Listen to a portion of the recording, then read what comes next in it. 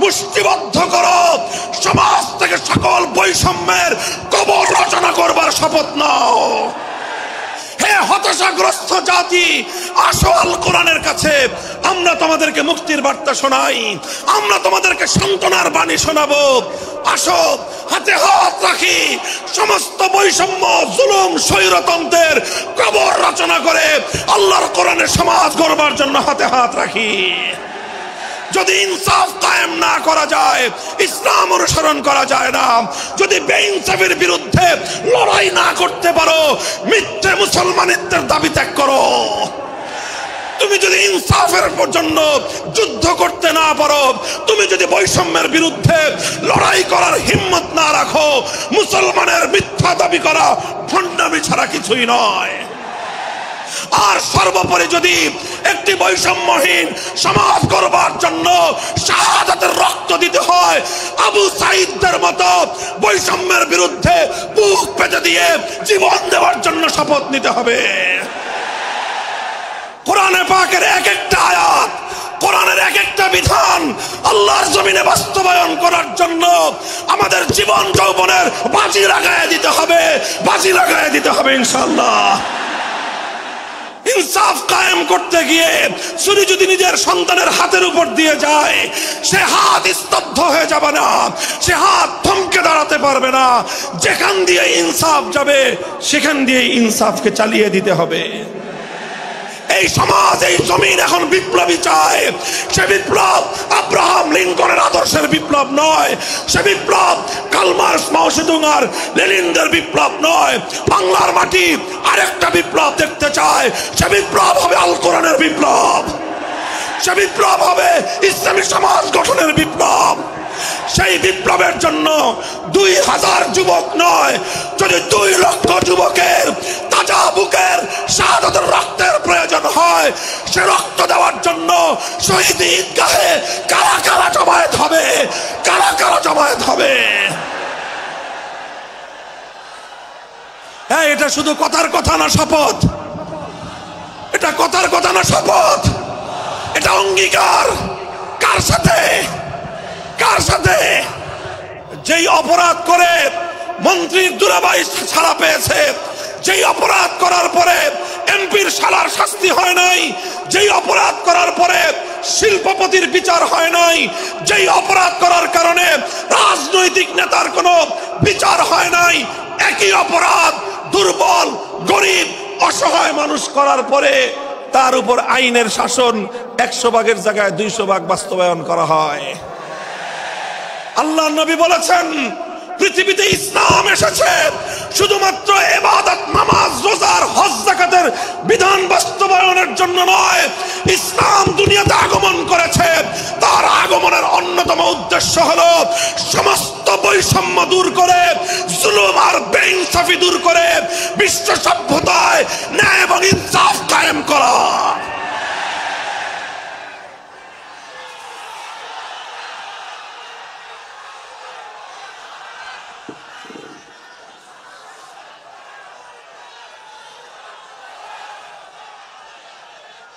মনে রাখবেন, বৈষম্যহীন সমাজ গড়া এটা শুধু বৈষম্য বিরোধী ছাত্র নেতৃবৃন্দের দায়িত্ব নয়।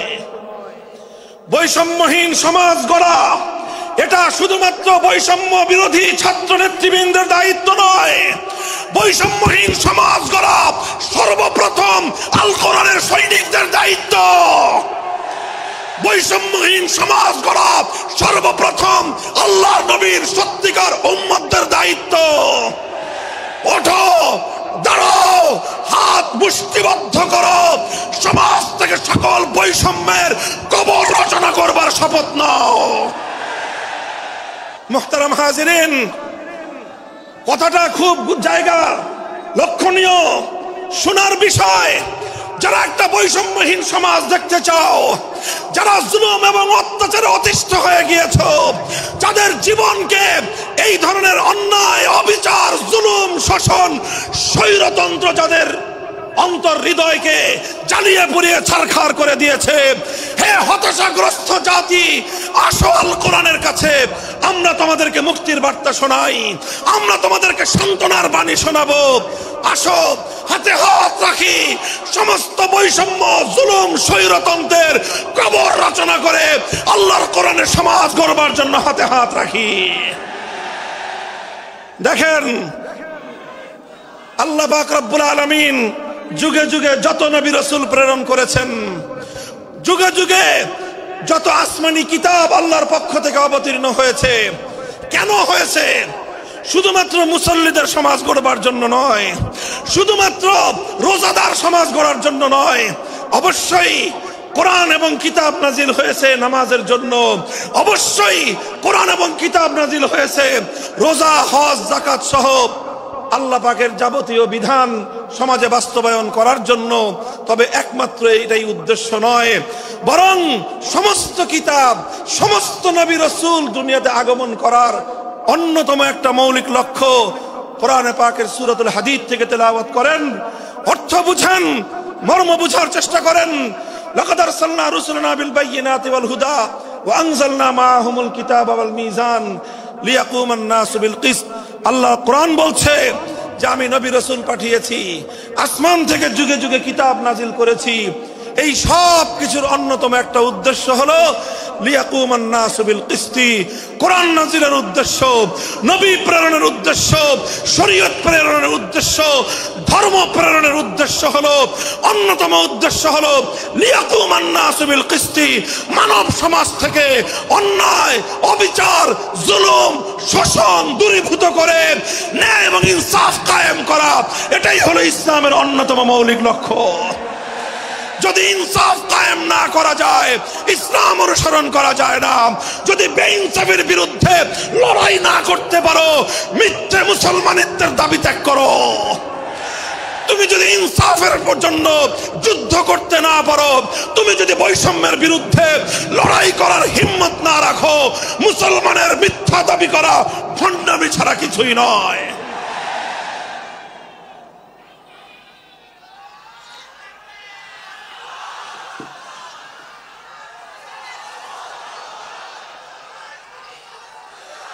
এই জন্য আমাদেরকে বুঝতে হবে, আমাদের জীবনের অন্যতম মিশন, যে জন্য আল্লাহ তার নবীদেরকে পাঠিয়েছেন, নবীদের জীবনের মিশন যা ছিল, নবীর উত্তরাধিকারী, নবীর অনুসারীদের জীবনের মিশনও সেটাই হবে। বলেন কথা ঠিক না বেঠিক? যে পথে গিয়েছে নবীদের জীবন, সে পথে যাবে আমাদের জীবন। যেটা ছিল নবীদের ভীষণ, সেটাই হবে আমাদের ভীষণ। যদি এটাই হয় সত্য কথা, এটাই যদি হয় শপথ, তবে বৈষম্যহীন সমাজ গড়বার জন্য যা করতে হয় তাই করা আমার আর তোমার জিম্মাদারি।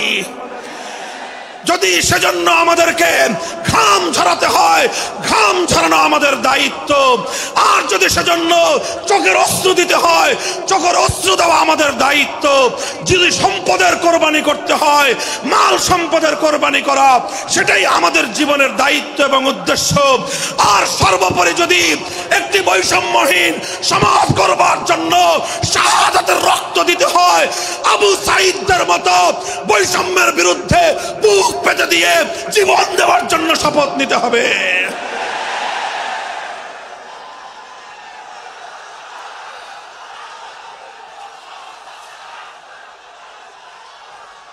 এই প্রস্তুত থাকবেন তো ইনশাআল্লাহ?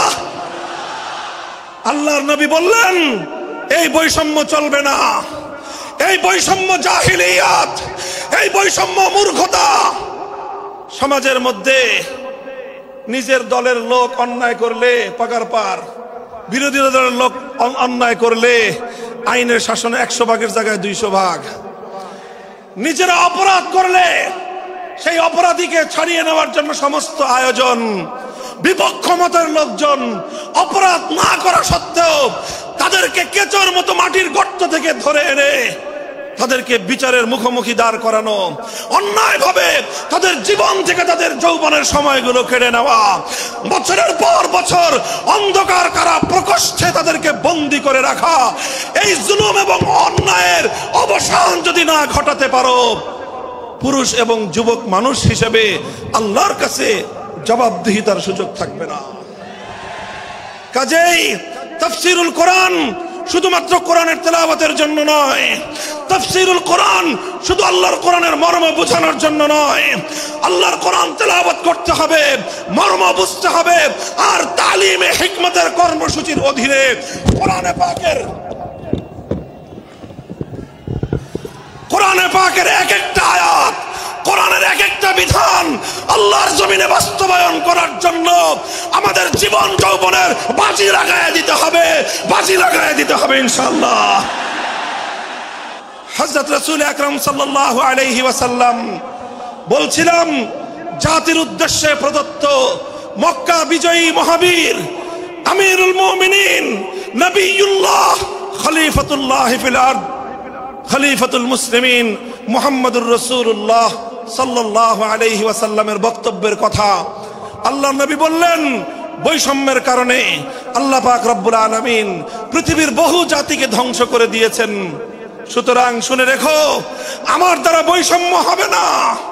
শুধু আমার বংশের লোক দেখে, আমার গোত্রের লোক দেখে, আমার রক্তের আত্মীয়তার সূত্রের কারণে আমি অপরাধ প্রমাণিত হওয়ার উপরেও তার উপর কোরআনের বিধান বাস্তবায়ন করব না, এটা আমার দ্বারা সম্ভব নয়। এরপরে আল্লাহর নবী যেই কথাটি বললেন, সেই কথা যদি আল্লাহর নবী হাদিসে না বলতেন, তাহলে সেই কথা উচ্চারণ করতে আমাদের জিহ্বা কেঁপে উঠত, আমাদের বক্ষ প্রকম্পিত হতো। আল্লাহর নবী বললেন, ওয়াল্লাহ লাউ আন্না ফাতিমাতা বিনতা মুহাম্মাদিন সারাকাত লাকাতাতু ইয়াদাহা, ওয়াল্লাহি লাউ আন্না ফাতিমাতা বিনতা মুহাম্মাদিন সারাকাত লাকাতাতু ইয়াদাহা। শুধু আমার দাদির গোত্র, আমার বংশের ফাতেমা নামনি মহিলা নয়, আজ যদি আমি মুহাম্মদুর রাসূলুল্লাহর কলিজার টুকরা মেয়ে, আমার জীবনের সবচেয়ে আদরের সন্তান ফাতেমা যদি আজকে চুরি করে ধরা পড়তো, আমি আল্লাহর শপথ করে বলি, আমি তার হাত কেটে দিতে এতটুকু দ্বিধা করতাম না। মুহতারাম হাজিরিন, এটাই হলো তালিমে হিকমত। আল্লাহর কোরআনের বিধান বাস্তবায়ন করতে গিয়ে ছুরি যদি নিজের সন্তানের গলার উপর দিয়ে যায়, ইব্রাহিম খলিলুল্লাহর মতো ছুরি চালায় দিতে দ্বিধা করা যাবে না।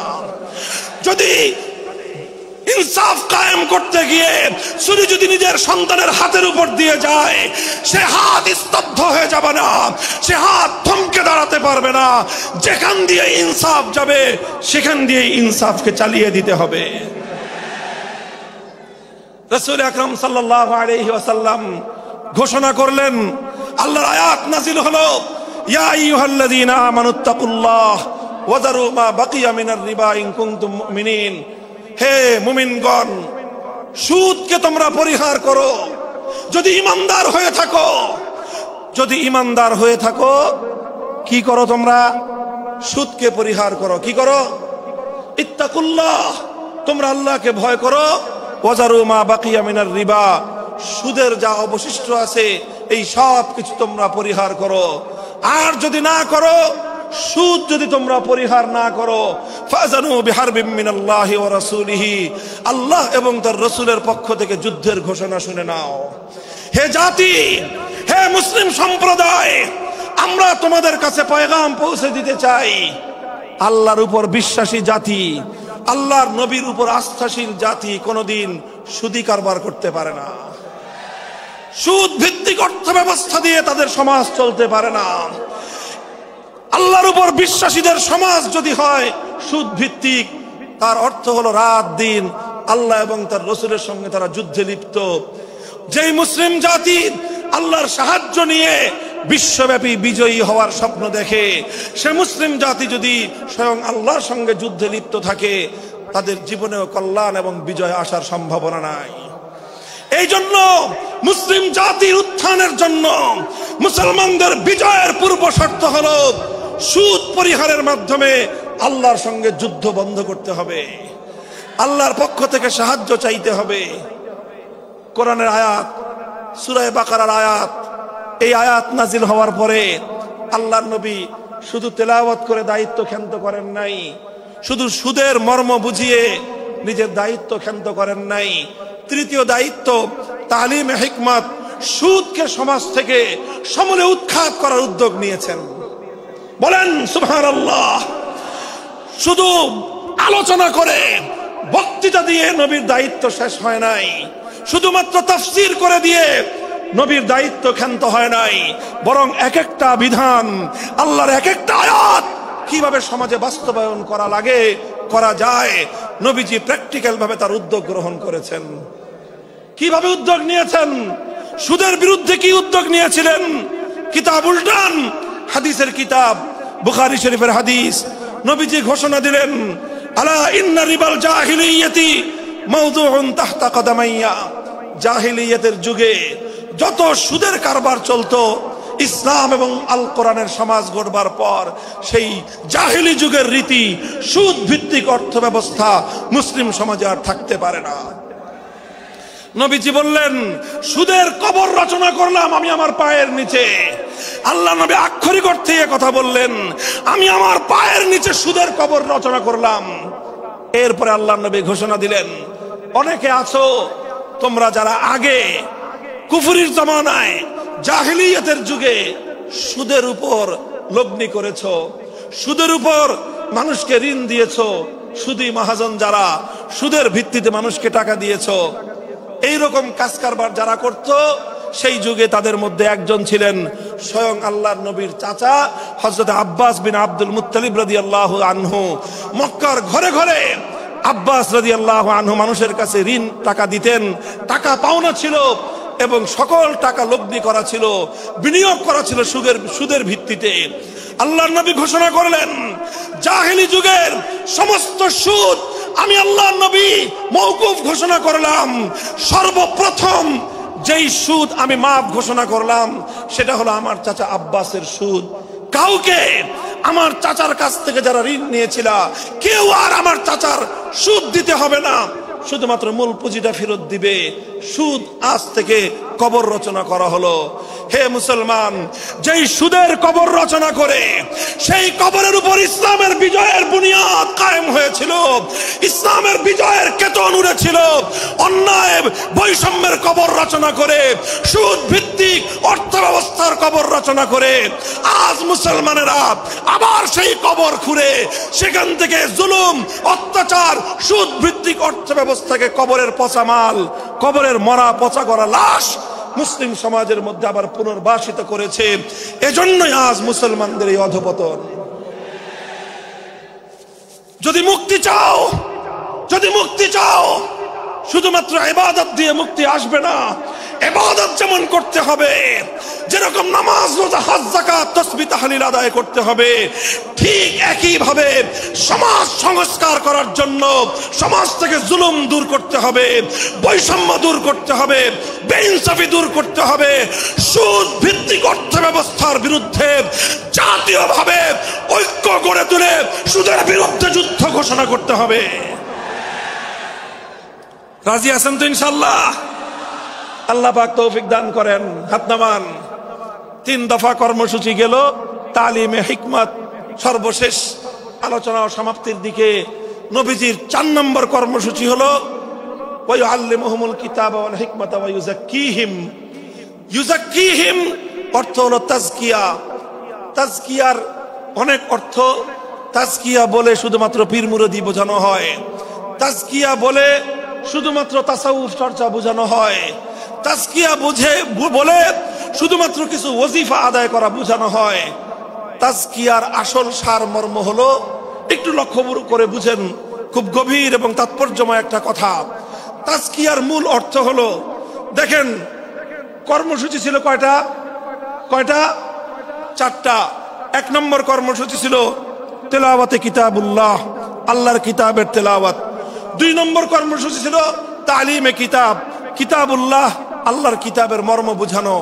3 নম্বর কর্মসূচি ছিল তালিমে হিকমত, অর্থাৎ আল্লাহর কিতাবের প্রত্যেকটা বিধান, প্রত্যেকটা বিষয়কে প্র্যাকটিক্যাল আমলে পরিণত করা, কার্যে পরিণত করা। কথা ঠিক না বেঠিক? 3 নম্বর কর্মসূচি হলো শুধু আমলে পরিণত করাই দায়িত্ব শেষ নয়, বরং আমলে পরিণত করার পরেও আরো অগ্রসর হতে হবে। 4 নম্বর কর্মসূচি হলো আল্লাহর কোরআনকে নিজের আখলাক এবং নিজের চরিত্রে পরিণত করা। কোরআনকে চরিত্রে পরিণত করা, কোরআনের চরিত্র অর্জন করা, কোরআন যে আখলাকের কথা বলেছে, কোরআন যেই চরিত্রের কথা বলেছে, সেই কোরআনই চরিত্র যখন একজন মানুষ গঠন করতে পারে, এটাকেই বলা হয় তাজকিয়া, এটার নামই হলো তাসাউফ। মুহতারাম হাজিরিন, আল্লাহর নবী নিজের জীবনে 100% 100% আল্লাহর কোরআনকে নিজের চরিত্রে পরিণত করতে পেরেছিলেন। এই জন্য যদি কেউ জিজ্ঞাসা করে আল্লাহর নবীর সিরাত কি, নবীর জীবনীটা কি বলেন তো, সবচেয়ে সংক্ষিপ্ত অথচ সবচেয়ে পূর্ণাঙ্গ জবাব হলো, কি বললাম, সবচেয়ে সংক্ষিপ্ত অথচ সবচেয়ে পূর্ণাঙ্গ। নবীর জীবন সম্পর্কে সবচেয়ে সংক্ষিপ্ত এবং সবচেয়ে পূর্ণাঙ্গ বর্ণনা হলো কানা খুলুকুহু আল কোরআন, আমার নবীর চরিত্র ছিল কোরআন। কোরআন যা বলেছে নবীর চরিত্রে সেটা বাস্তবায়িত হয়েছে, নবীর আখলাকে সেটা বাস্তবায়িত হয়েছে। নবীজির কথাবার্তা, নবীজির উঠা বসা, নবীজির আচার ব্যবহার, নবীজির প্রত্যেকটা অ্যাক্টিভিটি, এমনকি চিন্তা চেতনা সব যখন আল্লাহর কোরআন অনুযায়ী তৈরি হয়, তখন সেটাকেই বলা হয় তাজকিয়া। আর এটাই হলো কোরআনকে কেন্দ্র করে চতুর্থ কর্মসূচি। মুহতারাম হাজিরিন, আমি আমার আলোচনা এবার সমাপ্তির দিকে টেনে নিয়ে যাই। আসুন আমরা আল্লাহর কোরআনকে সেন্টারে রেখে একটা সমাজ বিনির্মাণের চেষ্টা করি। সেই সমাজ বিনির্মাণের জন্য প্রথম কাজ, ঘরে ঘরে কানে কানে কোরআনের তেলাওয়াতের আওয়াজ পৌঁছে দেই। 2 নম্বর, প্রতিটি মুসলমানের কাছে কোরআনের মর্ম বোঝানোর চেষ্টা পৌঁছে দেই। 3 নম্বর হলো কোরআনের প্রত্যেকটা বিধান সমাজে, ব্যক্তিগত জীবনে, পরিবার জীবনে, সমাজে, রাষ্ট্র জীবনে বাস্তবায়ন করার উদ্যোগ নেই। চতুর্থ কর্মসূচি হলো আল্লাহর কোরআনকে নিজের আখলাক, নিজের চরিত্রে রূপান্তরিত করার জন্য সর্বাত্মক চেষ্টা চালাই। ইনশাআল্লাহ রাজি আছি তো? ইনশাআল্লাহ রাজি আছেন তো? আল্লাহর কোরআন শুধুমাত্র তেলাওয়াত নয়, শুধুমাত্র তাফসীর আর ব্যাখ্যা নয়, এই কোরআনকে বাস্তবে পরিণত করবার জন্য মুসলমানরা যদি উদ্যোগ গ্রহণ করে, আগামীর বিশ্ব হবে ইসলামের বিশ্ব, আগামীর বিশ্ব হবে আল কোরআনের বিশ্ব ইনশাআল্লাহ। বাংলাদেশ বাংলাদেশ বাংলাদেশ নিয়ে আমার আখেরি বার্তা এখন হলো, বিপ্লবের জন্য বাংলাদেশ উর্বর হয়ে আছে। কথা বলেন ঠিক না বেঠিক? বৃষ্টির পানি পড়লে যেভাবে যেভাবে শীতকালের পরে বৃষ্টির পানি পড়ার সঙ্গে সঙ্গে ফসলের মাঠ যেমন চাষাবাদের জন্য উর্বর হয়ে যায়, আবু সাইদ, মুগ্ধ, সিফাত হাসান, এভাবে আমাদের অসংখ্য অগণিত বীর শহীদদের রক্ত ভেজায় বাংলার মাটি এখন ইসলামী বিপ্লবের জন্য উর্বর হয়ে আছে, আল কোরআনের বিপ্লবের জন্য উর্বর হয়ে আছে। এই সমাজ, এই জমিন এখন বিপ্লবী চায়। সে বিপ্লব আব্রাহাম লিঙ্কনের আদর্শের বিপ্লব নয়, সে বিপ্লব কার্ল মার্কস, মাও সেতুং আর লেনিনদের বিপ্লব নয়। বাংলার মাটি আরেকটা বিপ্লব দেখতে চায়, সে বিপ্লব হবে আল কোরআনের বিপ্লব, সে বিপ্লব হবে ইসলামী সমাজ গঠনের বিপ্লব। সেই বিপ্লবের জন্য 2000 যুবক নয়, যদি 2 লক্ষ যুবকের তাজা বুকের শাহাদাতের রক্তের প্রয়োজন হয়, সে রক্ত দেওয়ার জন্য শহীদ ঈদগাহে কারা কারা জমায়েত হবে, কারা কারা জমায়েত হবে। হ্যাঁ, এটা শুধু কথার কথা না, শপথ। এটা কথার কথা না, শপথ। এটা অঙ্গীকার। কার সাথে? কার সাথে? ইনশাআল্লাহ এই শপথ এবং অঙ্গীকারের উপর আমরা আমাদের জীবনের অবশিষ্ট সময়গুলো অতিক্রম করার চেষ্টা করব। করবেন তো ইনশাআল্লাহ? আল্লাহ পাক কবুল করুন, তৌফিক দান করেন। 3 দিন ব্যাপী আজিমুস শান তাফসীরুল কোরআন মাহফিলের এই আয়োজন সার্থক হোক, ইসলামী সমাজ গঠনের জন্য এখান থেকে মানুষ অনুপ্রেরণা নিয়ে ঘরে ফিরুক, ঘরে ঘরে কোরআনের আলো, ঘরে ঘরে কোরআনের তেলাওয়াত, কোরআনের তালিম এবং কোরআনের হিকমতের আমল শুরু হোক। আল্লাহ আমাদের সকলকে গ্রহণ করুন, তৌফিক দান করেন। ওয়া আখিরু দাওয়ানা আলহামদুলিল্লাহি রাব্বিল আলামিন। সুবহানাল্লাহি ওয়া বিহামদিহি, সুবহানাকাল্লাহুম্মা বিহামদিক, আশহাদু আল্লা ইলাহা ইল্লা আনতা, আস্তাগফিরুকা ওয়া আতুবু ইলাইক। ওঠো, দাঁড়াও, হাত মুষ্টিবদ্ধ করো, সমাজ থেকে সকল বৈষম্যের কবর রচনা করবার শপথ নাও। হে হে হতাশাগ্রস্ত জাতি, আসো আল কোরআনের কাছে, আমরা তোমাদেরকে মুক্তির বার্তা শোনাই, আমরা তোমাদেরকে সান্ত্বনার বাণী শোনাবো।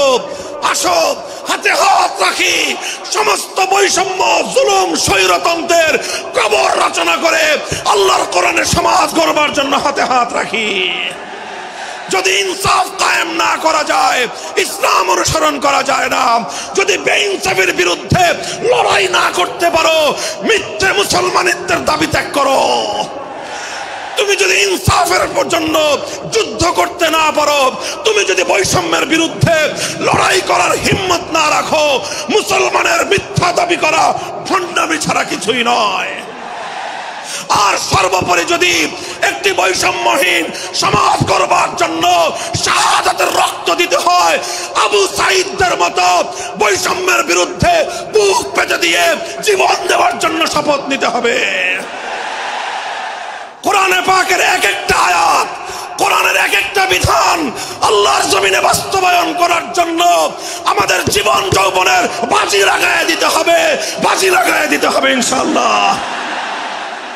ইনসাফ কায়েম করতে গিয়ে ছুরি যদি নিজের সন্তানের হাতের উপর দিয়ে যায়, সে হাত স্তব্ধ হয়ে যাবে না, সে হাত থমকে দাঁড়াতে পারবে না। যেখান দিয়ে ইনসাফ যাবে সেখান দিয়ে ইনসাফকে চালিয়ে দিতে হবে। এই সমাজ, এই জমিন এখন বিপ্লবী চায়। সে বিপ্লব আব্রাহাম লিঙ্কনের আদর্শের বিপ্লব নয়, সে বিপ্লব কার্ল মার্কস, মাও সেতুং আর লেনিনদের বিপ্লব নয়।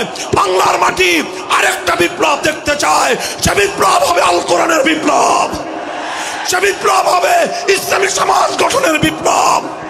সেই বিপ্লবের জন্য 2000 যুবক নয়, যদি 2 লক্ষ যুবকের তাজা বুকের শাহাদাতের রক্তের প্রয়োজন হয়, সে রক্ত দেওয়ার জন্য শহীদ ঈদগাহে কারা কারা জমায়েত হবে, কারা কারা জমায়েত হবে।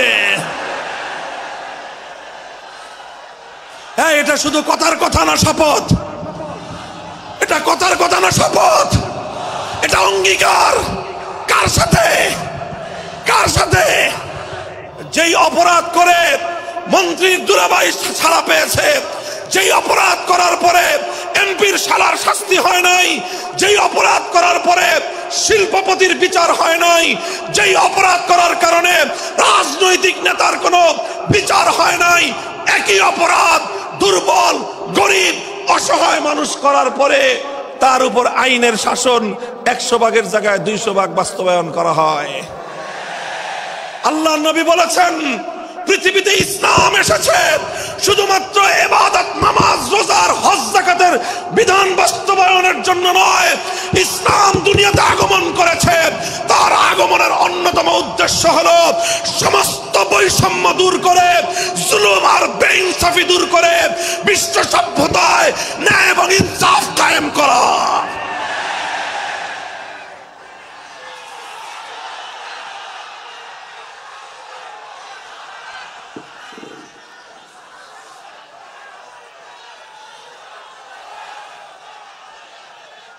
মনে রাখবেন, বৈষম্যহীন সমাজ গড়া এটা শুধু বৈষম্য বিরোধী ছাত্র নেতৃবৃন্দের দায়িত্ব নয়।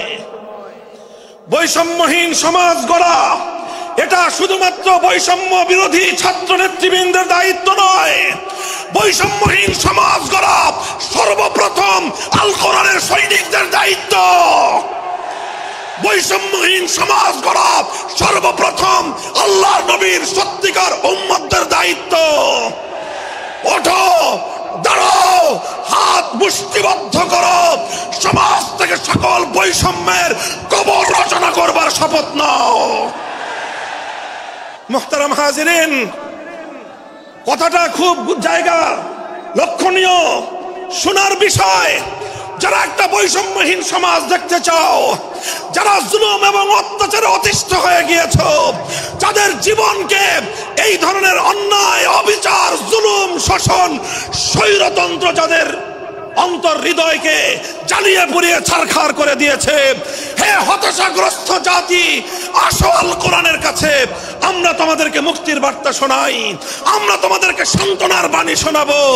আসো হাতে হাত রাখি, সমস্ত বৈষম্য, জুলুম, স্বৈরতন্ত্রের কবর রচনা করে আল্লাহর কোরআনের সমাজ গড়বার জন্য হাতে হাত রাখি। দেখেন, আল্লাহ পাক রব্বুল আলামিন যুগে যুগে যত নবী রাসূল প্রেরণ করেছেন, যুগে যুগে যত আসমানি কিতাব আল্লাহর পক্ষ থেকে অবতীর্ণ হয়েছে, কেন হয়েছে? শুধুমাত্র মুসল্লিদের সমাজ গড়বার জন্য নয়, শুধুমাত্র রোজাদার সমাজ গড়ার জন্য নয়। অবশ্যই কোরআন এবং কিতাব নাজিল হয়েছে নামাজের জন্য, অবশ্যই কোরআন এবং কিতাব নাজিল হয়েছে রোজা, হজ, যাকাত সহ আল্লাহ পাকের যাবতীয় বিধান সমাজে বাস্তবায়ন করার জন্য।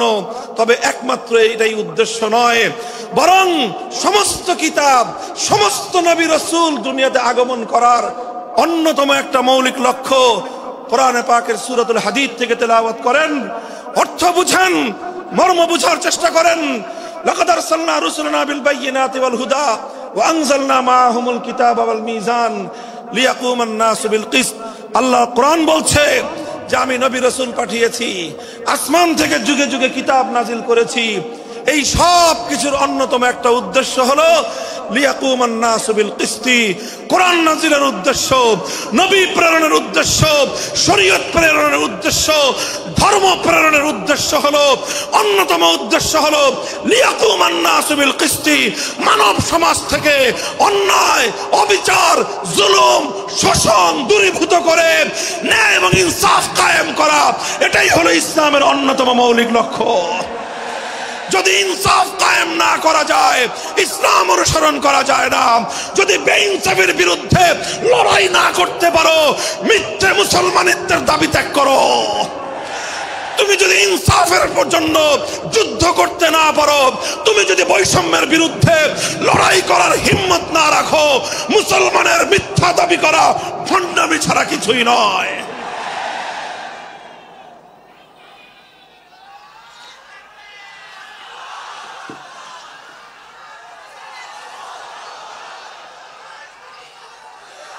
এই জন্য আমাদেরকে বুঝতে হবে, আমাদের জীবনের অন্যতম মিশন, যে জন্য আল্লাহ তার নবীদেরকে পাঠিয়েছেন, নবীদের জীবনের মিশন যা ছিল, নবীর উত্তরাধিকারী, নবীর অনুসারীদের জীবনের মিশনও সেটাই হবে।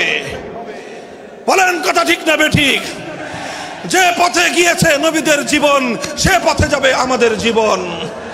যেটা ছিল নবীদের ভীষণ, সেটাই হবে আমাদের ভীষণ। যদি এটাই হয় সত্য কথা, এটাই যদি হয় শপথ, তবে বৈষম্যহীন সমাজ গড়বার জন্য যা করতে হয় তাই করা আমার আর তোমার জিম্মাদারি। যদি সেজন্য আমাদেরকে ঘাম ঝরাতে হয়, ঘাম ঝরানো আমাদের দায়িত্ব।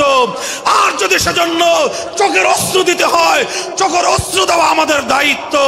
যদি সম্পদের কোরবানি করতে হয়, মাল সম্পদের কোরবানি করা, সেটাই আমাদের জীবনের দায়িত্ব এবং উদ্দেশ্য। আর সর্বোপরি যদি একটি বৈষম্যহীন সমাজ গড়বার জন্য শাহাদাতের রক্ত দিতে হয়, আবু সাঈদদের মতো বৈষম্যের বিরুদ্ধে বুক পেতে দিয়ে জীবন দেওয়ার জন্য শপথ নিতে হবে।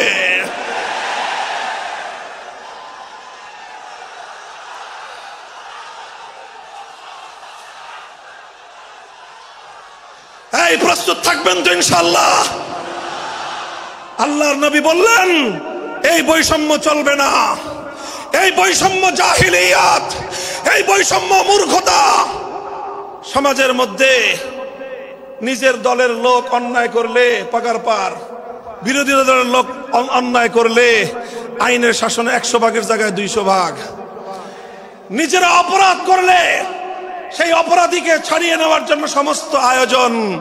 বিপক্ষ মতের লোকজন অপরাধ না করা সত্ত্বেও তাদেরকে কেচোর মতো মাটির গর্ত থেকে ধরে এনে তাদেরকে বিচারের মুখোমুখি দাঁড় করানো, অন্যায়ভাবে তাদের জীবন থেকে তাদের যৌবনের সময়গুলো কেড়ে নেওয়া, বছরের পর বছর অন্ধকার কারা প্রকোষ্ঠে তাদেরকে বন্দী করে রাখা।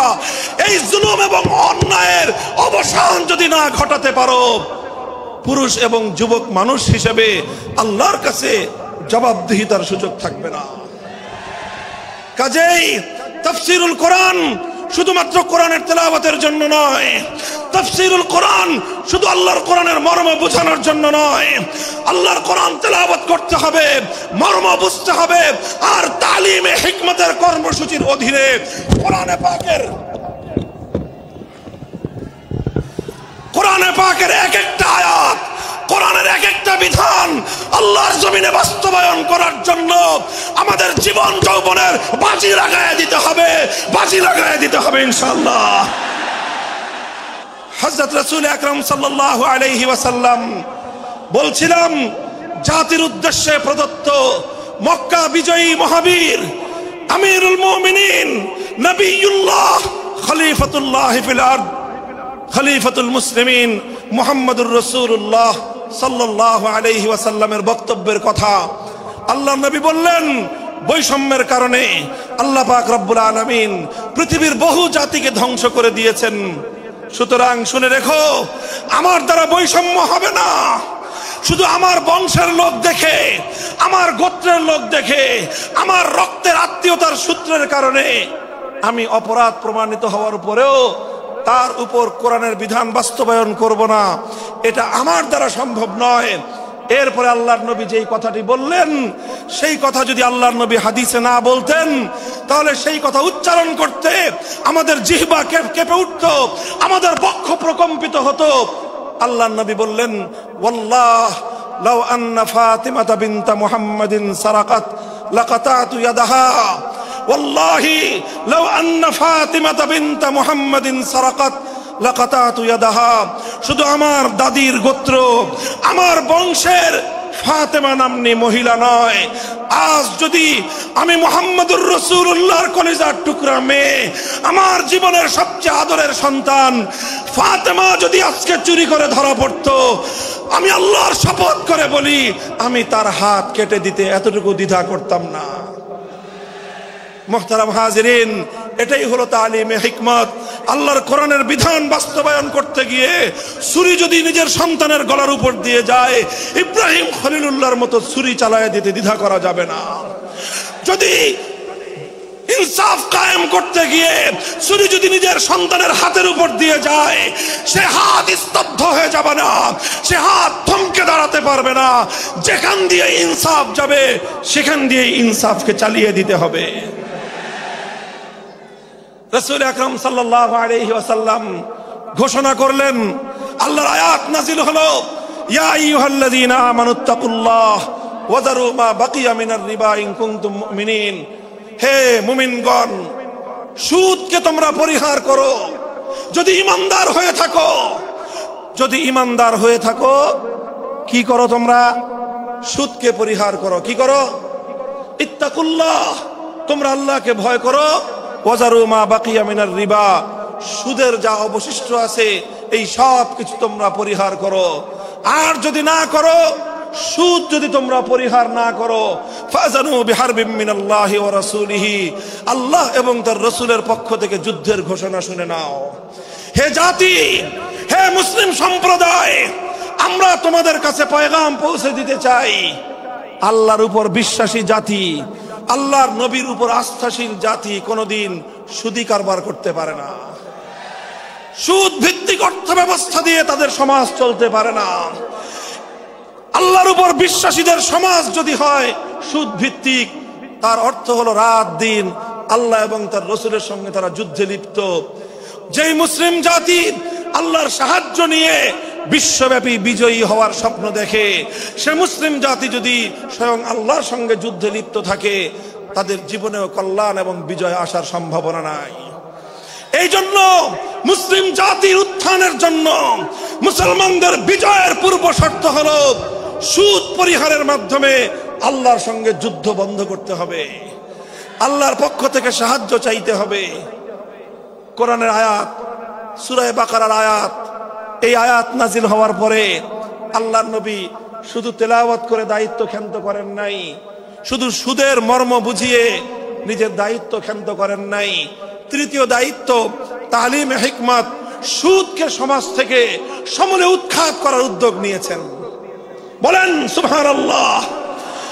শুধু আলোচনা করে বক্তৃতা দিয়ে নবীর দায়িত্ব শেষ হয় নাই, শুধুমাত্র তাফসীর করে দিয়ে নবীর দায়িত্ব ক্ষান্ত হয় নাই, বরং এক একটা বিধান, আল্লাহর এক একটা আয়াত কিভাবে সমাজে বাস্তবায়ন করা লাগে, করা যায়, নবীজি প্র্যাকটিক্যাল ভাবে তার উদ্যোগ গ্রহণ করেছেন।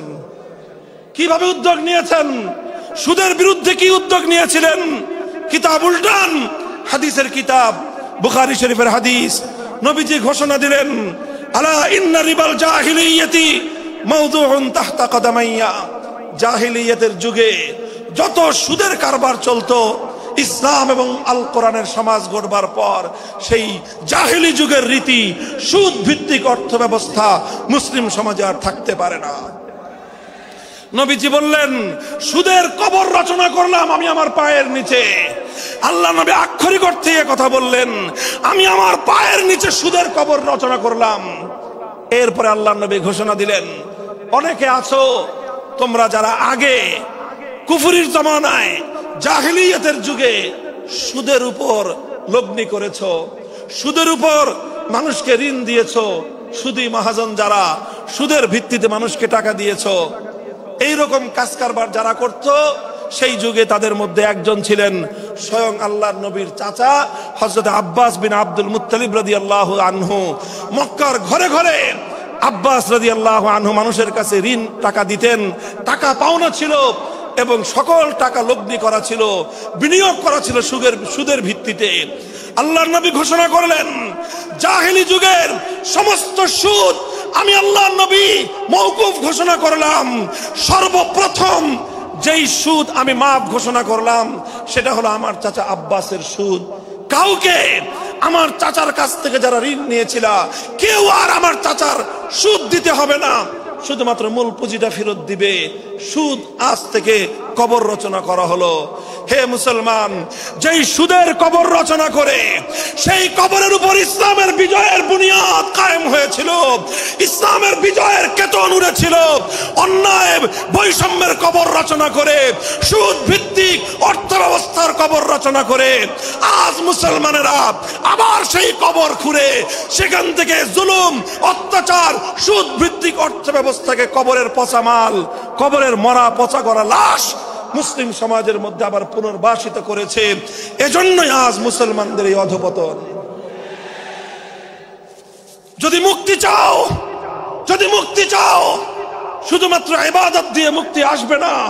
ইবাদত যেমন করতে হবে, যেরকম নামাজ, রোজা, হজ, যাকাত, তাসবিহ, তাহলিল আদায় করতে হবে, ঠিক একই ভাবে সমাজ সংস্কার করার জন্য সমাজ থেকে জুলুম দূর করতে হবে, বৈষম্য দূর করতে হবে, বেইনসাফি দূর করতে হবে, সুদ ভিত্তিক অর্থ ব্যবস্থার বিরুদ্ধে জাতীয়ভাবে ঐক্য গড়ে তুলে সুদের বিরুদ্ধে যুদ্ধ ঘোষণা করতে হবে। রাজি আছেন তো ইনশাআল্লাহ? আল্লাহ পাক তৌফিক দান করেন। হাত নামান। 3 দফা কর্মসূচি গেল, তালিমে হিকমত সর্বশেষ আলোচনা ও সমাপ্তির দিকে। নবীজির 4 নম্বর কর্মসূচি হলো ওয়ায়ুআল্লিমুহুমুল কিতাবা ওয়াল হিকমাতা ওয়া ইউযাক্কিহিম। ইউযাক্কিহিম অর্থ হলো তাজকিয়া। তাজকিয়ার অনেক অর্থ। তাজকিয়া বলে শুধুমাত্র পীর মুরিদি বোঝানো হয়, তাজকিয়া বলে শুধুমাত্র তাসাউফ চর্চা বোঝানো হয়, তাজকিয়া বলে শুধুমাত্র কিছু ওজিফা আদায় করা বোঝানো হয়। তাজকিয়ার আসল সারমর্ম হলো, একটু লক্ষ্য করে বুঝেন, খুব গভীর এবং তাৎপর্যময় একটা কথা। তাজকিয়ার মূল অর্থ হলো, দেখেন কর্মসূচি ছিল কয়টা? 4টা। 1 নম্বর কর্মসূচি ছিল তেলাওয়াতে কিতাবুল্লাহ, আল্লাহর কিতাবের তেলাওয়াত। 2 নম্বর কর্মসূচি ছিল তালিমে কিতাব, কিতাবুল্লাহ, আল্লাহর কিতাবের মর্ম বোঝানো। 3 নম্বর কর্মসূচি ছিল তালিমে হিকমত, অর্থাৎ আল্লাহর কিতাবের প্রত্যেকটা বিধান, প্রত্যেকটা বিষয়কে প্র্যাকটিক্যাল আমলে পরিণত করা, কার্যে পরিণত করা। কথা ঠিক না বেঠিক? 3 নম্বর কর্মসূচি হলো শুধু আমলে পরিণত করাই দায়িত্ব শেষ নয়, বরং আমলে পরিণত করার পরেও আরো অগ্রসর হতে হবে।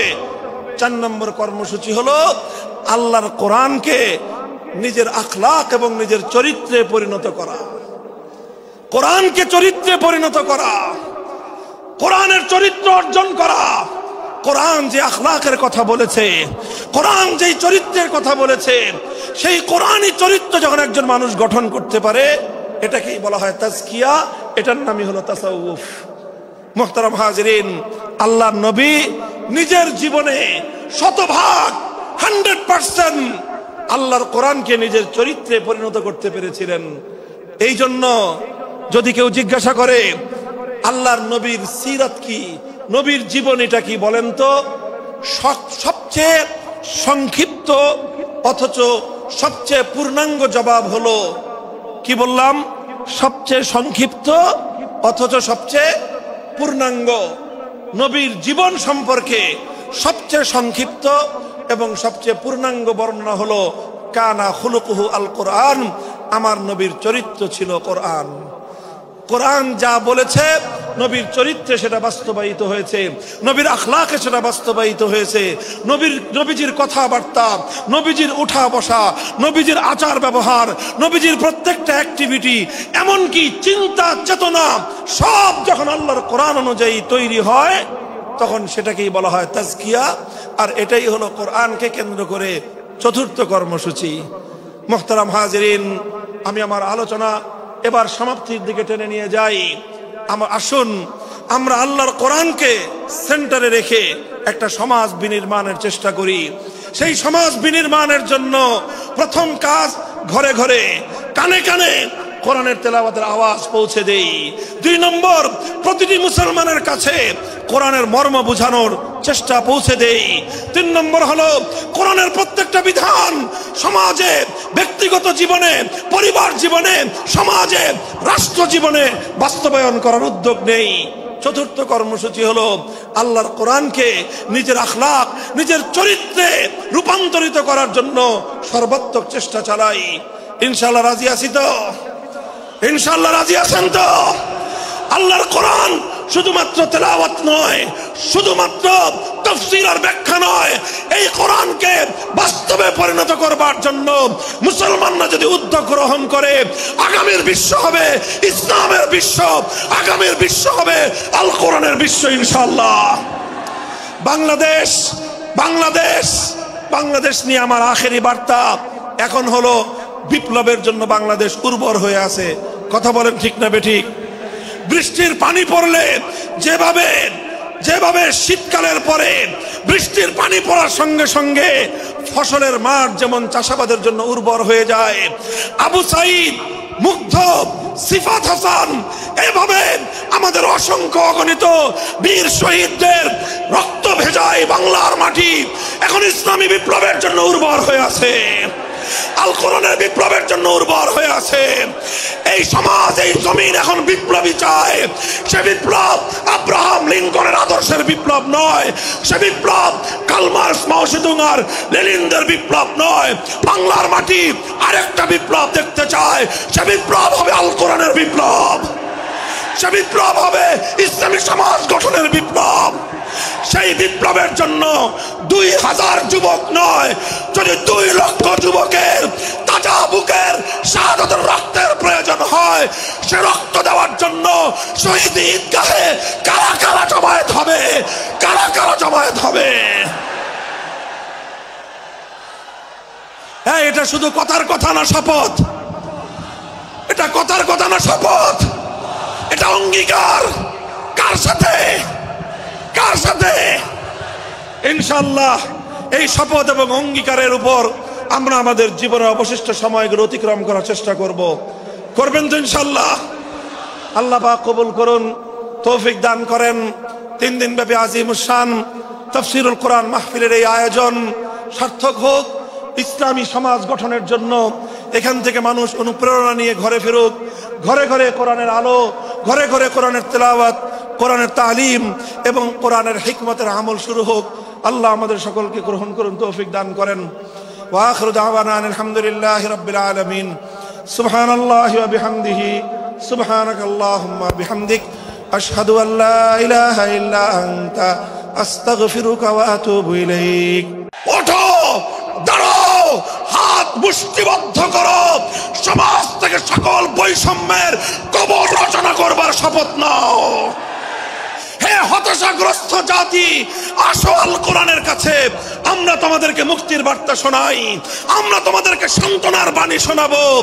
আসো হাতে হাত রাখি, সমস্ত বৈষম্য, জুলুম, স্বৈরতন্ত্রের কবর রচনা করে আল্লাহর কোরআনের সমাজ গড়বার জন্য হাতে হাত রাখি।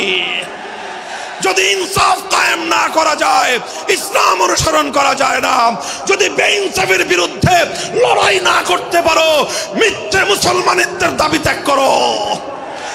তুমি যদি ইনসাফের জন্য যুদ্ধ করতে না পারো, তুমি যদি বৈষম্যের বিরুদ্ধে লড়াই করার হিম্মত না রাখো, মুসলমানের মিথ্যা দাবি করা ভণ্ডামি ছাড়া কিছুই নয়। আর সর্বোপরি যদি একটি বৈষম্যহীন সমাজ গড়বার জন্য শাহাদাতের রক্ত দিতে হয়, আবু সাঈদদের মতো বৈষম্যের বিরুদ্ধে বুক পেতে দিয়ে জীবন দেওয়ার জন্য শপথ নিতে হবে।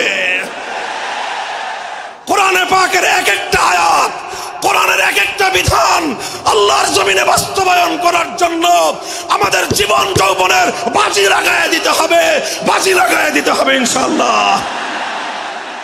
ইনসাফ কায়েম করতে গিয়ে ছুরি যদি নিজের সন্তানের হাতের উপর দিয়ে যায়, সে হাত স্তব্ধ হয়ে যাবে না, সে হাত থমকে দাঁড়াতে পারবে না। যেখান দিয়ে ইনসাফ যাবে সেখান দিয়ে ইনসাফকে চালিয়ে দিতে হবে। এই সমাজ, এই জমিন এখন বিপ্লবী চায়। সে বিপ্লব আব্রাহাম লিঙ্কনের আদর্শের বিপ্লব নয়, সে বিপ্লব কার্ল মার্কস, মাও সেতুং আর লেনিনদের বিপ্লব নয়। বাংলার মাটি আরেকটা বিপ্লব দেখতে চায়, সে বিপ্লব হবে আল কোরআনের বিপ্লব, সে বিপ্লব হবে ইসলামী সমাজ গঠনের বিপ্লব। সেই বিপ্লবের জন্য 2000 যুবক নয়, যদি 2 লক্ষ যুবকের তাজা বুকের শাহাদাতের রক্তের প্রয়োজন হয়, সে রক্ত দেওয়ার জন্য শহীদ ঈদগাহে কারা কারা জমায়েত হবে, কারা কারা জমায়েত হবে। হ্যাঁ, এটা শুধু কথার কথা না, শপথ। এটা কথার কথা না, শপথ। এটা অঙ্গীকার। কার সাথে? কার সাথে? যেই অপরাধ করে মন্ত্রীর দুলাভাই ছাড়া পেয়েছে, যেই অপরাধ করার পরে এমপির শালার শাস্তি হয় নাই, যেই অপরাধ করার পরে শিল্পপতির বিচার হয় নাই, যেই অপরাধ করার কারণে রাজনৈতিক নেতার কোনো বিচার হয় নাই, একই অপরাধ দুর্বল, গরিব, অসহায় মানুষ করার পরে তার উপর আইনের শাসন 100 ভাগের জায়গায় 200 ভাগ বাস্তবায়ন করা হয়। আল্লাহ নবী বলেছেন, পৃথিবীতে ইসলাম এসেছে শুধুমাত্র ইবাদত, নামাজ, রোজার, হজ, যাকাতের বিধান বাস্তবায়নের জন্য নয়। ইসলাম দুনিয়াতে আগমন করেছে, তার আগমনের অন্যতম উদ্দেশ্য হলো সমস্ত বৈষম্য দূর করে, জুলুম আর বেইনসাফি দূর করে বিশ্ব সভ্যতায় ন্যায় এবং ইনসাফ কায়েম করা।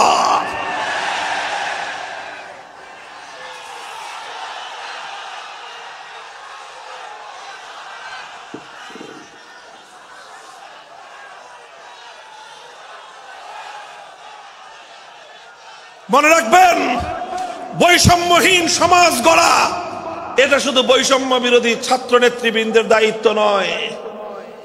বৈষম্যহীন সমাজ গড়া এটা শুধুমাত্র বৈষম্য বিরোধী ছাত্র নেতৃবৃন্দের দায়িত্ব নয়। বৈষম্যহীন সমাজ গড়া সর্বপ্রথম আল কোরআনের সৈনিকদের দায়িত্ব।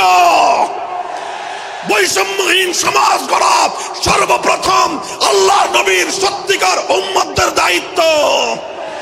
ওঠো, দাঁড়াও, হাত মুষ্টিবদ্ধ করো, সমাজ থেকে সকল বৈষম্যের কবর রচনা করবার শপথ নাও।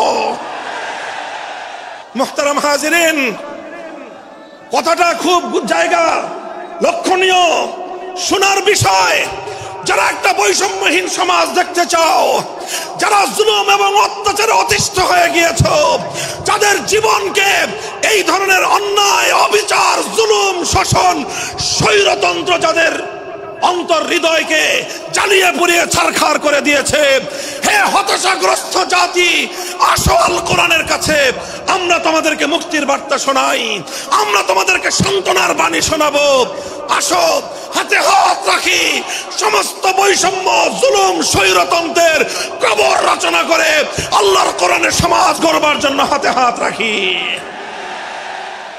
দেখেন, আল্লাহ পাক রব্বুল আলামিন যুগে যুগে যত নবী রাসূল প্রেরণ করেছেন, যুগে যুগে যত আসমানি কিতাব আল্লাহর পক্ষ থেকে অবতীর্ণ হয়েছে, কেন হয়েছে? শুধুমাত্র মুসল্লিদের সমাজ গড়বার জন্য নয়, শুধুমাত্র রোজাদার সমাজ গড়ার জন্য নয়।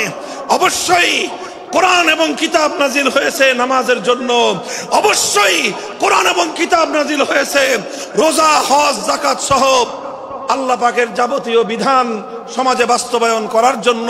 তবে একমাত্র এটাই উদ্দেশ্য নয়, বরং সমস্ত কিতাব, সমস্ত নবী রাসূল দুনিয়াতে আগমন করার অন্যতম একটা মৌলিক লক্ষ্য। কোরআনে পাকের সূরাতুল হাদীদ থেকে তেলাওয়াত করেন, অর্থ বুঝেন, মর্ম বুঝার চেষ্টা করেন। লাকাদ আরসালনা রুসুলানা বিল বায়িনাতি ওয়াল হুদা ওয়া আনজালনা মাআহুমুল কিতাবা ওয়াল মিজান লিয়াকুমান নাসু বিল কিসত। আল্লাহ কোরআন বলছে যে আমি নবী রাসূল পাঠিয়েছি, আসমান থেকে যুগে যুগে কিতাব নাজিল করেছি। এই সব কিছুর অন্যতম একটা উদ্দেশ্য হলো লিয়াকুমান নাসু বিল কিসতি। কোরআন নাজিলের উদ্দেশ্য, নবী প্রেরণের উদ্দেশ্য, শরীয়ত প্রেরণের উদ্দেশ্য, ধর্ম প্রেরণের উদ্দেশ্য হলো, অন্যতম উদ্দেশ্য হলো লিয়াকুমান নাসু বিল কিসতি। মানব সমাজ থেকে অন্যায়, অবিচার, জুলুম, শোষণ দূরীভূত করে ন্যায় এবং ইনসাফ কায়েম করা, এটাই হলো ইসলামের অন্যতম মৌলিক লক্ষ্য। যদি ইনসাফ কায়েম না করা যায়, ইসলাম অনুসরণ করা যায় না। যদি বেইনসাফের বিরুদ্ধে লড়াই না করতে পারো, মিথ্যে মুসলমানিত্বের দাবি ত্যাগ করো। তুমি যদি ইনসাফের জন্য যুদ্ধ করতে না পারো, তুমি যদি বৈষম্যের বিরুদ্ধে লড়াই করার হিম্মত না রাখো, মুসলমানের মিথ্যা দাবি করা ভণ্ডামি ছাড়া কিছুই নয়।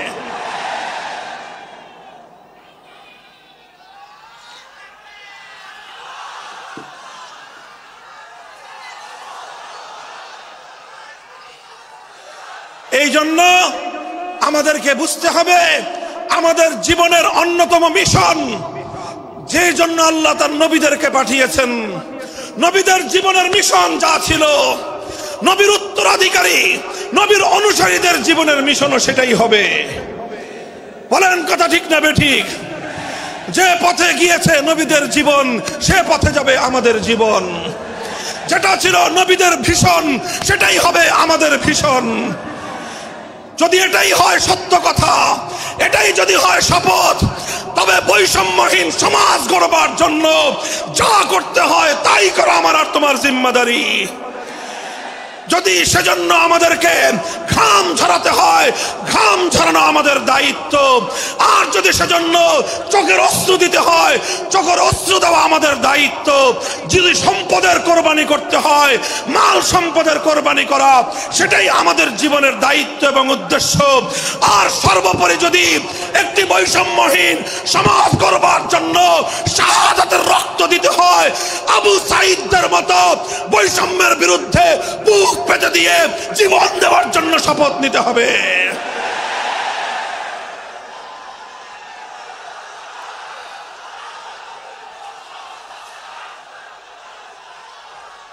এই প্রস্তুত থাকবেন তো ইনশাআল্লাহ?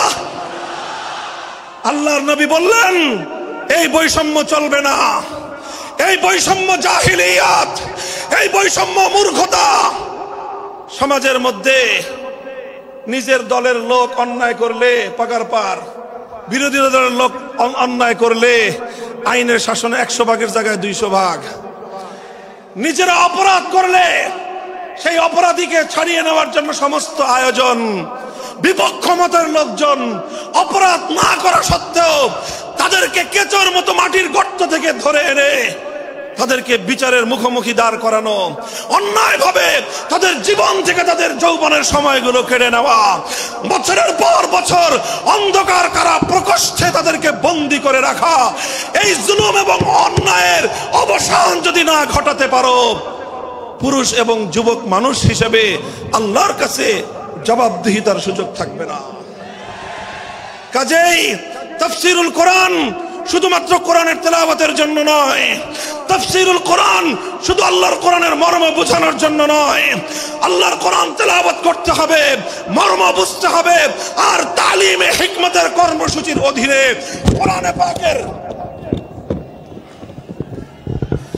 কোরআনে পাকের এক একটা আয়াত, কোরআনের এক একটা বিধান আল্লাহর জমিনে বাস্তবায়ন করার জন্য আমাদের জীবন যৌবনের বাজি লাগায় দিতে হবে ইনশাআল্লাহ। হযরত রাসূল আকরাম সাল্লাল্লাহু আলাইহি ওয়াসাল্লাম বলছিলাম, জাতির উদ্দেশ্যে প্রদত্ত মক্কা বিজয়ী মহাবীর আমিরুল মুমিনিন নবিয়ুল্লাহ খলিফাতুল্লাহ ফিল আরদ খলিফাতুল মুসলিমিন মুহাম্মদুর রাসূলুল্লাহ সাল্লাল্লাহু আলাইহি ওয়াসাল্লামের বক্তব্যের কথা আল্লাহর নবী বললেন, বৈষম্যের কারণে আল্লাহ পাক রব্বুল আলামিন পৃথিবীর বহু জাতিকে ধ্বংস করে দিয়েছেন।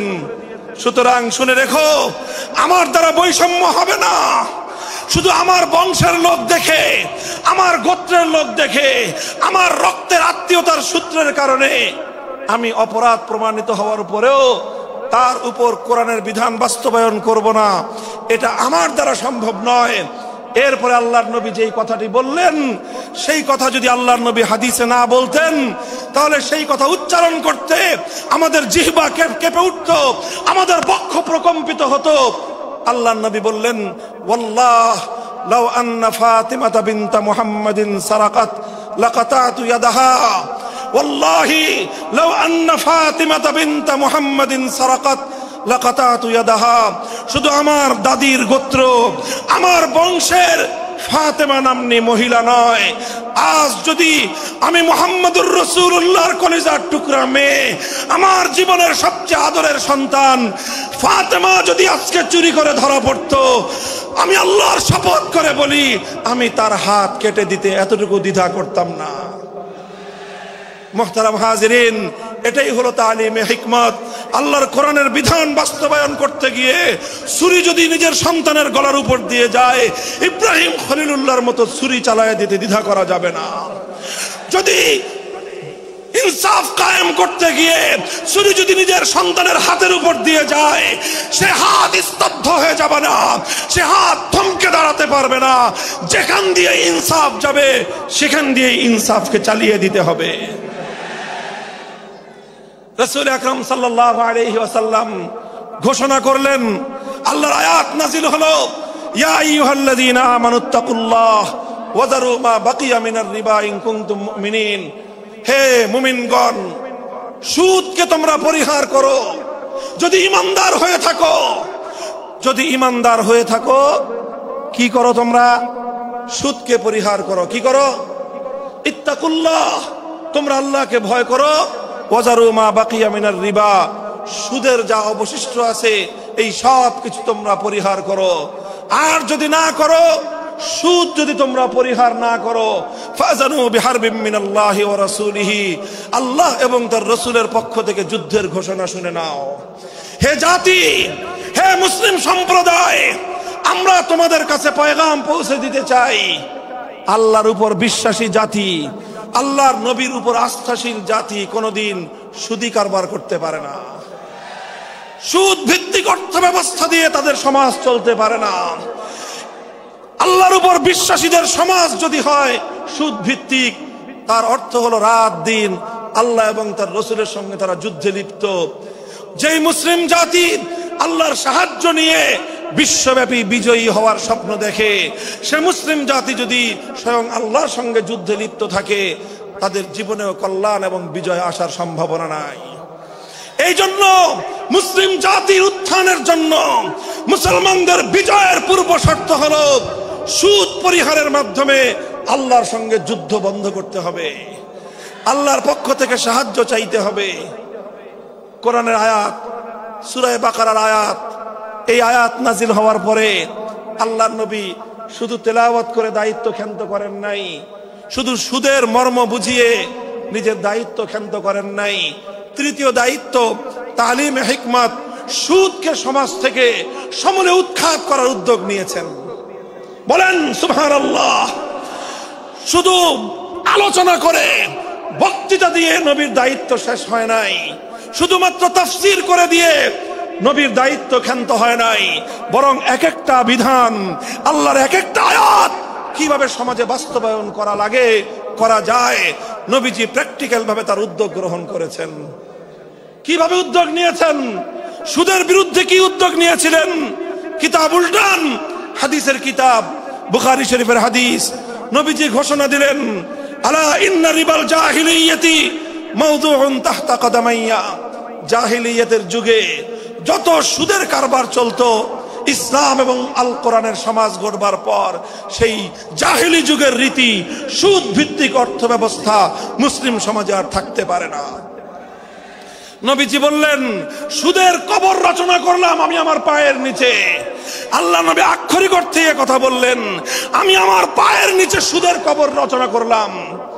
এরপরে আল্লাহ নবী ঘোষণা দিলেন, অনেকে আছো তোমরা যারা আগে কুফরির জামানায় জাহিলিয়াতের যুগে সুদের উপর লগ্নি করেছো, সুদের উপর মানুষকে ঋণ দিয়েছো, সুদী মহাজন যারা সুদের ভিত্তিতে মানুষকে টাকা দিয়েছো, এইরকম কাজ কারবার যারা করত, সেই যুগে তাদের মধ্যে একজন ছিলেন স্বয়ং আল্লাহর নবীর চাচা হযরত আব্বাস বিন আব্দুল মুত্তালিব রাদিয়াল্লাহু আনহু। মক্কার ঘরে ঘরে আব্বাস রাদিয়াল্লাহু আনহু মানুষের কাছে ঋণ টাকা দিতেন, টাকা পাওনা ছিল এবং সকল টাকা লগ্নি করা ছিল, বিনিয়োগ করা ছিল সুদের ভিত্তিতে। আল্লাহর নবী ঘোষণা করলেন, জাহেলি যুগের সমস্ত সুদ আমি আল্লাহর নবী মওকুফ ঘোষণা করলাম। সর্বপ্রথম যেই সুদ আমি মাফ ঘোষণা করলাম সেটা হলো আমার চাচা আব্বাসের সুদ। কাউকে আমার চাচার কাছ থেকে যারা ঋণ নিয়েছিল, কেউ আর আমার চাচার সুদ দিতে হবে না, শুধুমাত্র মূল পুঁজিটা ফেরত দিবে। সুদ আজ থেকে কবর রচনা করা হলো। হে মুসলমান, যেই সুদের কবর রচনা করে সেই কবরের উপর ইসলামের বিজয়ের বুনিয়াদ কায়েম হয়েছিল, ইসলামের বিজয়ের কেতন উড়েছিল।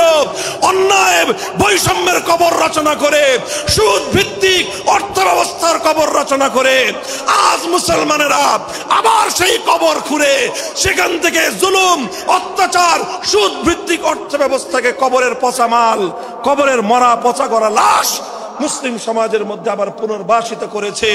এজন্যই আজ মুসলমানদের এই অধঃপতন। যদি মুক্তি চাও, যদি মুক্তি চাও, শুধুমাত্র ইবাদত দিয়ে মুক্তি আসবে না। ইবাদত যেমন করতে হবে, যেরকম নামাজ, রোজা, হজ, যাকাত, তাসবিহ, তাহলিল আদায় করতে হবে, ঠিক একই ভাবে সমাজ সংস্কার করার জন্য সমাজ থেকে জুলুম দূর করতে হবে, বৈষম্য দূর করতে হবে, বেইনসাফি দূর করতে হবে, সুদ ভিত্তিক অর্থ ব্যবস্থার বিরুদ্ধে জাতীয়ভাবে ঐক্য গড়ে তুলে সুদের বিরুদ্ধে যুদ্ধ ঘোষণা করতে হবে। রাজি আছেন তো ইনশাআল্লাহ? আল্লাহ পাক তৌফিক দান করেন। হাত নামান। 3 দফা কর্মসূচি গেল, তালিমে হিকমত সর্বশেষ আলোচনা ও সমাপ্তির দিকে। নবীজির 4 নম্বর কর্মসূচি হলো ওয়া ইউআল্লিমুহুমুল কিতাবা ওয়াল হিকমাতা ওয়া ইউযাক্কিহিম। ইউযাক্কিহিম অর্থ হলো তাজকিয়া। তাজকিয়ার অনেক অর্থ। তাজকিয়া বলে শুধুমাত্র পীর মুরিদি বোঝানো হয়, তাজকিয়া বলে শুধুমাত্র তাসাউফ চর্চা বোঝানো হয়, তাজকিয়া বলে শুধুমাত্র কিছু ওজিফা আদায় করা বোঝানো হয়।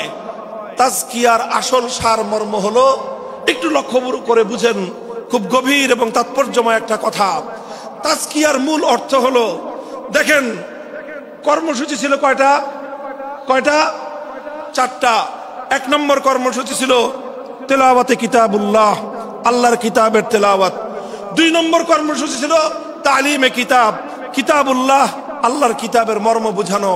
3 নম্বর কর্মসূচি ছিল তালিমে হিকমত, অর্থাৎ আল্লাহর কিতাবের প্রত্যেকটা বিধান, প্রত্যেকটা বিষয়কে প্র্যাকটিক্যাল আমলে পরিণত করা, কার্যে পরিণত করা। কথা ঠিক না বেঠিক?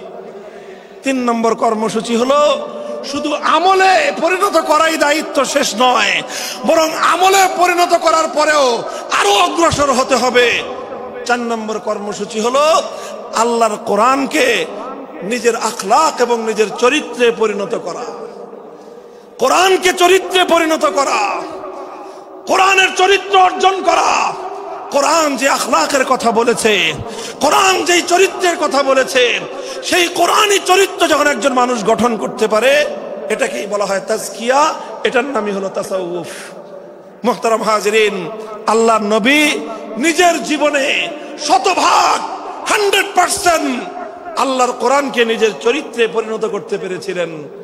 এই জন্য যদি কেউ জিজ্ঞাসা করে আল্লাহর নবীর সিরাত কি, নবীর জীবনীটা কি, বলেন তো সবচেয়ে সংক্ষিপ্ত অথচ সবচেয়ে পূর্ণাঙ্গ জবাব হলো, কি বললাম, সবচেয়ে সংক্ষিপ্ত অথচ সবচেয়ে পূর্ণাঙ্গ। নবীর জীবন সম্পর্কে সবচেয়ে সংক্ষিপ্ত এবং সবচেয়ে পূর্ণাঙ্গ বর্ণনা হলো কানা খুলুকুহু আল কোরআন, আমার নবীর চরিত্র ছিল কোরআন। কোরআন যা বলেছে নবীর চরিত্রে সেটা বাস্তবায়িত হয়েছে, নবীর আখলাকে সেটা বাস্তবায়িত হয়েছে। নবীজির কথাবার্তা, নবীজির উঠা বসা, নবীজির আচার ব্যবহার, নবীজির প্রত্যেকটা অ্যাক্টিভিটি, এমনকি চিন্তা চেতনা সব যখন আল্লাহর কোরআন অনুযায়ী তৈরি হয়, তখন সেটাকেই বলা হয় তাজকিয়া। আর এটাই হলো কোরআনকে কেন্দ্র করে চতুর্থ কর্মসূচি। মুহতারাম হাজিরিন, আমি আমার আলোচনা এবার সমাপ্তির দিকে টেনে নিয়ে যাই। আসুন আমরা আল্লাহর কোরআনকে সেন্টারে রেখে একটা সমাজ বিনির্মাণের চেষ্টা করি। সেই সমাজ বিনির্মাণের জন্য প্রথম কাজ, ঘরে ঘরে কানে কানে কোরআনের তেলাওয়াতের আওয়াজ পৌঁছে দেই। 2 নম্বর, প্রতিটি মুসলমানের কাছে কোরআনের মর্ম বোঝানোর চেষ্টা পৌঁছে দেই। 3 নম্বর হলো কোরআনের প্রত্যেকটা বিধান সমাজে, ব্যক্তিগত জীবনে, পরিবার জীবনে, সমাজে, রাষ্ট্র জীবনে বাস্তবায়ন করার উদ্যোগ নেই। চতুর্থ কর্মসূচি হলো আল্লাহর কোরআনকে নিজের আখলাক, নিজের চরিত্রে রূপান্তরিত করার জন্য সর্বাত্মক চেষ্টা চালাই। ইনশাআল্লাহ রাজি আছি তো? ইনশাআল্লাহ রাজি আছেন তো? আল্লাহর কোরআন শুধুমাত্র তেলাওয়াত নয়, শুধুমাত্র তাফসীর আর ব্যাখ্যা নয়, এই কোরআনকে বাস্তবে পরিণত করবার জন্য মুসলমানরা যদি উদ্যোগ গ্রহণ করে, আগামীর বিশ্ব হবে ইসলামের বিশ্ব, আগামীর বিশ্ব হবে আল কোরআনের বিশ্ব ইনশাআল্লাহ। বাংলাদেশ বাংলাদেশ বাংলাদেশ নিয়ে আমার আখেরি বার্তা এখন হলো, বিপ্লবের জন্য বাংলাদেশ উর্বর হয়ে আছে। কথা বলেন ঠিক না বেঠিক? বৃষ্টির পানি পড়লে যেভাবে শীতকালের পরে বৃষ্টির পানি পড়ার সঙ্গে সঙ্গে ফসলের মাঠ যেমন চাষাবাদের জন্য উর্বর হয়ে যায়, আবু সাইদ, মুগ্ধ, সিফাত হাসান, এভাবে আমাদের অসংখ্য অগণিত বীর শহীদদের রক্ত ভেজায় বাংলার মাটি এখন ইসলামী বিপ্লবের জন্য উর্বর হয়ে আছে, আল কোরআনের বিপ্লবের জন্য উর্বর হয়ে আছে। এই সমাজ, এই জমিন এখন বিপ্লবী চায়। সে বিপ্লব আব্রাহাম লিঙ্কনের আদর্শের বিপ্লব নয়, সে বিপ্লব কার্ল মার্কস, মাও সেতুং আর লেনিনদের বিপ্লব নয়। বাংলার মাটি আরেকটা বিপ্লব দেখতে চায়, সে বিপ্লব হবে আল কোরআনের বিপ্লব, সে বিপ্লব হবে ইসলামী সমাজ গঠনের বিপ্লব। সেই বিপ্লবের জন্য 2000 যুবক নয়, যদি 2 লক্ষ যুবকের তাজা বুকের শাহাদাতের রক্তের প্রয়োজন হয়, সে রক্ত দেওয়ার জন্য শহীদ ঈদগাহে কারা কারা জমায়েত হবে, কারা কারা জমায়েত হবে। হ্যাঁ, এটা শুধু কথার কথা না, শপথ। এটা কথার কথা না, শপথ। এটা অঙ্গীকার। কার সাথে? কার সাথে? ইনশাআল্লাহ এই শপথ এবং অঙ্গীকারের উপর আমরা আমাদের জীবনের অবশিষ্ট সময়গুলো অতিক্রম করার চেষ্টা করব। করবেন তো ইনশাআল্লাহ? আল্লাহ পাক কবুল করুন, তৌফিক দান করেন। 3 দিন ব্যাপী আজিমুস শান তাফসীরুল কোরআন মাহফিলের এই আয়োজন সার্থক হোক, ইসলামী সমাজ গঠনের জন্য এখান থেকে মানুষ অনুপ্রেরণা নিয়ে ঘরে ফেরুক, ঘরে ঘরে কোরআনের আলো, ঘরে ঘরে কোরআনের তেলাওয়াত, কোরআনের তালিম এবং কোরআনের হিকমতের আমল শুরু হোক। আল্লাহ আমাদের সকলকে গ্রহণ করুন, তৌফিক দান করেন। ওয়া আখিরু দাওয়ানা আলহামদুলিল্লাহি রাব্বিল আলামিন। সুবহানাল্লাহি ওয়া বিহামদিহি, সুবহানাকাল্লাহুম্মা বিহামদিক, আশহাদু আল্লা ইলাহা ইল্লা আনতা, আস্তাগফিরুকা ওয়া আতুবু ইলাইক।